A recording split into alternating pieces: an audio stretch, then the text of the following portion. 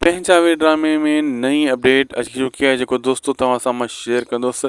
अचण वारा एपिसोड ज़बरदस्त थियण वारा आहिनि। जी हाँ दोस्तो, जेका बि ॾिसण वारा नाज़रीन आहिनि उन्हनि जे लाइ ख़ुशख़बरियूं आहिनि। हिन वीडियो खे आख़िर ताईं ॾिसंदा थी सघे त शाहिद खोसो वर्क यूट्यूब चैनल खे ज़रूरु सब्सक्राइब लाइक शेयर करे छॾींदा। हीउ अव्हां जो ई पंहिंजो चैनल आहे। दरअसल दोस्तो, पंहिंजा ड्रामो त हर घर थी चुको आहे, लेकिन इन्हनि में तव्हांखे हिकु त जाबर जी जेका शैतानगिरी जंहिं वार कया सांवल जे मथां उहा बि तव्हां ॾिठी ऐं तव्हांखे महसूसु थी रहियो आहे त हाणे अॻिते छा थींदो।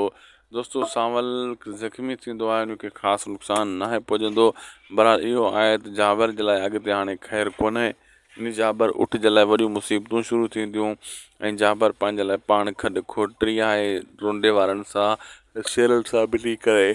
ऐं हाणे वारनि जेकर रुंडे खे ॾेई छॾी चाकर खान त हीउ इलाइक़ो छॾे वञु, उहो बि हुन जे लाइ मुसीबत थी वई। रुंडे वारनि जे लाइ हीउ शैताननि ही एतिरी जल्दी इलाइक़ो कोन छॾींदा, छो शेरल जी सपोर्ट ते आहिनि।